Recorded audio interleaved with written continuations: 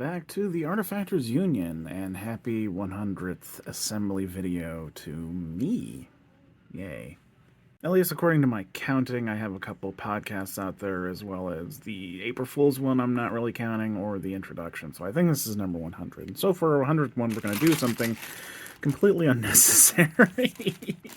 This is the Nicodem avatar from way back in first edition. Not very many people are going to have this model. I doubt anyone's going to get much use out of the assembly video, but we're doing something different for episode 100. So, this is all metal. Big difference, we're obviously not going to be able to use the plastic cement. I'm just going to go ahead and use super glue.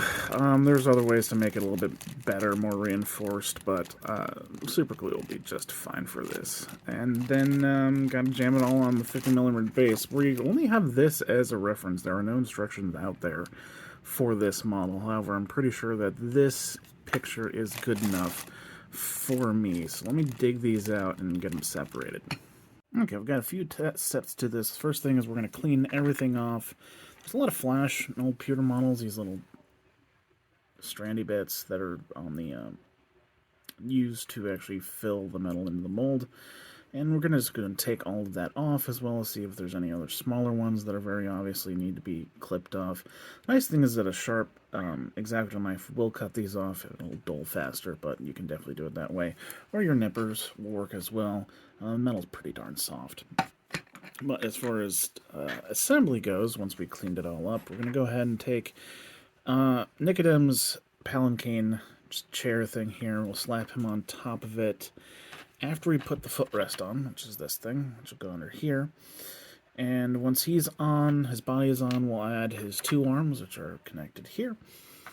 And then we've got 5 zombies in total to add to the base. 4 of them are holding up the palanquin, and the other one is underneath it, not having any legs. Plus there's actually a hand that's crawling along, like thing from the Addams family. Each of the zombies that are holding up the palanquin are pretty simple, either one piece or 2 pieces. And a lot of them will have pegs that will fit into somewhere on the bottom of the model. But, okay, let's clean it up, and then let's get started on Nicodem first. First up is the footrest of our palanquin, which is this piece. You want it curving upwards, and obviously it fits right along there underneath the bottom of the chair. Yeah, now glue it.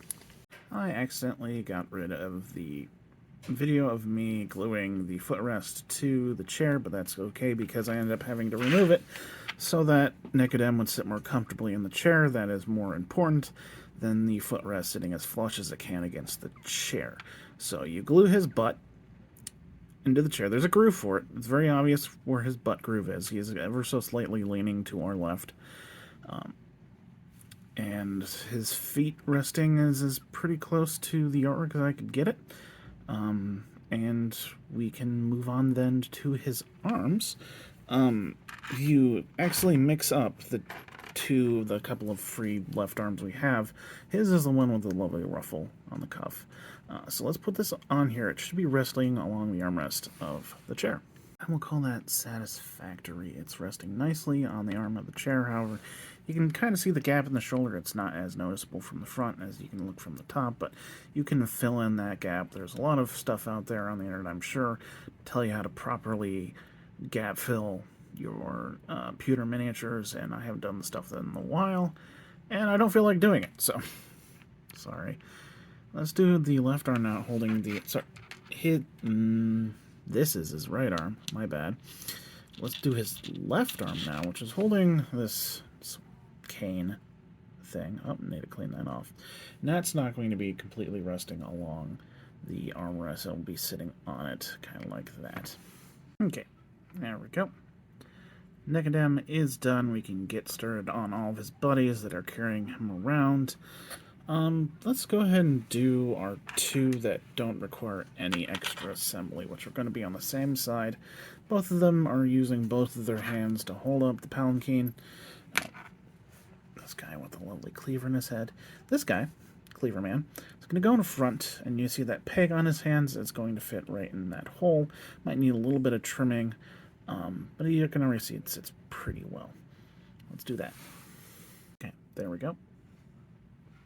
Okay, easy enough. Although, I shouldn't say easy enough. I did actually go ahead and drill out that hole, as well as the one on the other side, just to make sure that peg really fit in there, and didn't have to worry about, like, screwing it in or it not going all the way in. So, let's move on to our other guy, holding up the palanquin.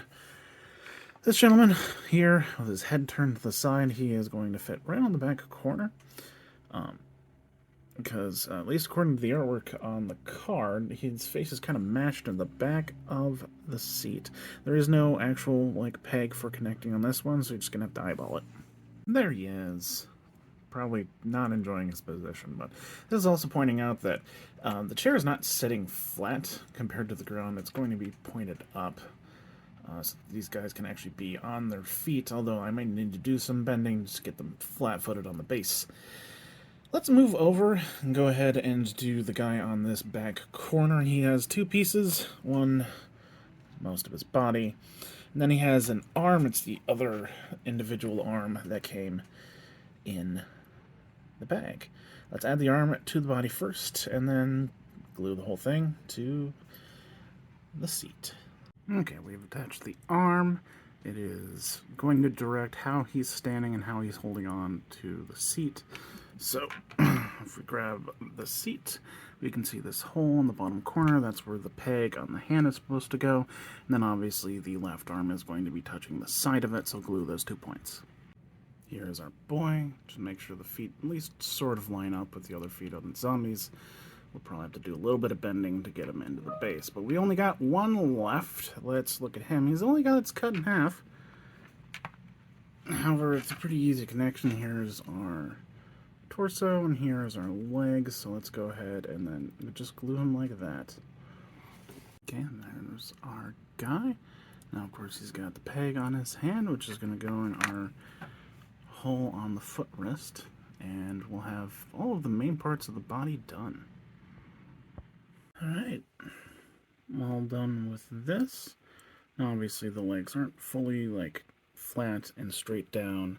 I might do a little bit of bending just to get them to line up a little bit better, but if I was making this for me, I would take a lot more time to adjust them and possibly get a new base that I could use to sort of fix the uneven flatness of it, but they're kind of close. I'm going to call that good.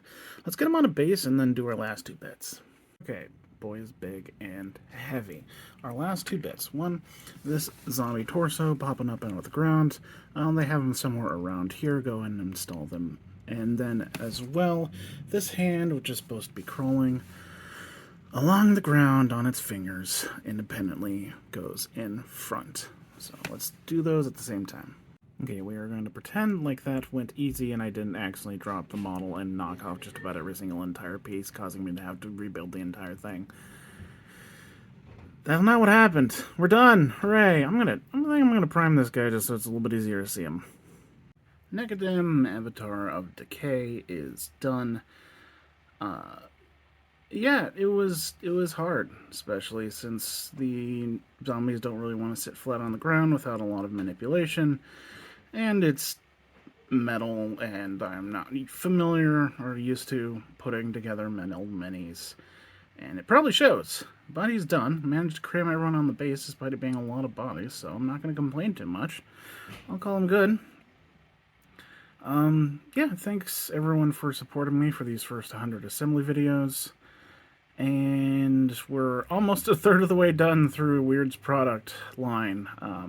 Assuming no more is added, which is going to be added. So it's going to go for a few more years yet, as long as I can keep getting my hands on minis. If you want to support me, go ahead and check out our Patreon, Steam-Powered Scoundrels Patreon specifically. If I get a little bit more money a month, I should be able to start buying boxes specifically to do this series with, especially ones that are quite difficult, because I'm still just kind of going off of what people are willing to send me. Can't buy them all myself. But thank you very much for sticking with me, and have a good night.